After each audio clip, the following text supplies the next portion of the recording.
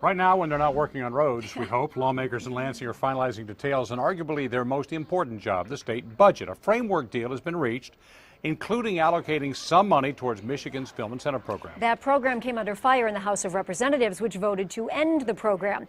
The Senate and Governor Rick Snyder have been more supportive, asking for $50 million for the Film Incentives Program next year. In the framework budget deal, we saw a compromise with $25 million, half of what they're asking, allocated to the program. That means the program would live to see at least another day or two, but some are questioning just how it's going to impact the industry. Yeah, the Michigan Film Office says there were $64 million in incentives last year. From that, the office estimates there were $245 million in private investment. They say nearly a 4-to-1 payback. But others question those numbers, saying there may not be much of a benefit at all. So joining us now, Janelle Leonard, director of the Michigan Film Office, and Jarrett Skorup from the Mackinac Center for Public Policy, which is not at all in favor of some of these incentives. We'll talk to them in a second. But first of all, Janelle, just in case some of the viewers aren't familiar, give us a rundown on how that program works. Absolutely. So the Michigan Film Office was created back in '79, and in 2008 it started a credit program by which it incents projects to come to Michigan to feature different areas, locations, and create their project here in the state. The credit started actually as a national trend. There are about 40 other states in the nation that actually have a film credit, incentive, or grant program.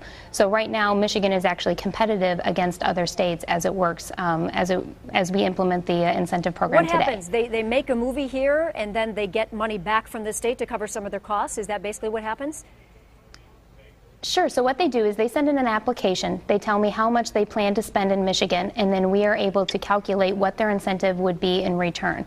So we have a 25% base incentive. So if they come, they tell me they're going to spend $100 million, I can give them an incentive of up to 25% based off of their spend in Michigan. We tell them what they're eligible to receive. That project then has a 3-year window by which to go complete their actual project. They go back to our office, they do an independent audit, they confirm that they actually spent what they said they were going to spend, and then we provide them an incentive based off of the amount they actually spent. Okay. That money can be, go ahead. I was just going to, okay, we're having just one of those little delay issues. Yes. Hold on a second. Hold on to that thought. Jarrett Skorup from the Mackinac Center standing by. So we've already heard the film office say that there's like a 4-to-1 return on this money, and still even $50 billion or $50 million is such a small percentage of the huge budget. So why are you even fighting over this? Sure, yeah. They're actually not arguing that there's a 4-to-1 return. What they're saying is that there's spending in the state, but spending in the state is not equal to what the taxpayers return on this. The Senate Fiscal Agency found a few years ago there's an 11 cents on the dollar return for this. And when you look nationwide, there are no independent economists who find a return on investment for film subsidy programs. And we appropriate about $500 million on this program in Michigan here.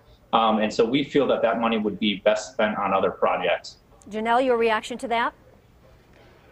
Absolutely. So the return on investment, tax dollar going out versus tax dollar going in, there have been several studies that have been conducted. The one that we have that is a nationally recognized independent audit program says it's a 38-cent return on dollar, which Jared is correct. For tax dollar going out, tax dollar going in, there's a 38-cent return.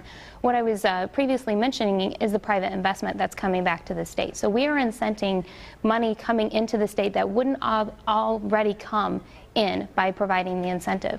So for communities that are realizing that are having these projects in their area, they're actually receiving that benefit of that private investment. Those are dollars going to the employer, that's going to the employee, that's going to the restaurant, to the grocery store. That's the private impact that is the 4-to-1. Jarrett, now when you're crunching numbers, I know sometimes you don't think about this, but there's a cool factor. I mean, come on, Ben Affleck hanging around Michigan. It puts Michigan in a good light. So isn't that one of these cases, maybe you got to spend a little money to make money and to attract people here?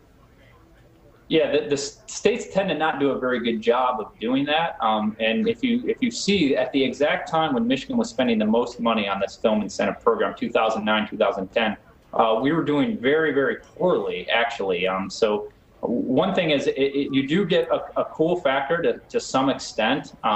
However, what's cooler than that would be states pursuing sound public policy and spending this money on other things that aren't as cool but are necessary. So things like roads and transportation and education. And the return on investment on those areas is much, much higher, particularly for a state that has been dealing with budget deficits and things like that. Janelle, we have less than 30 seconds left. We just want to ask you, if this keeps decreasing or goes away, what effect do you think it'll have on the film industry here? So the Film Office is more than just the incentive program, and the film industry is more than the film incentive program. We actually just released a strategic plan just yesterday that goes beyond just the incentives to actually show the depth and breadth of the industry here in the state, and we look forward to implementing those recommendations to support them further. Okay, we've got those on the screen right now. We do thank you, Janelle Leonard from the Michigan Film Office and Jared Scorp from the Mackinac Center for Public Policy, for both of your inputs tonight.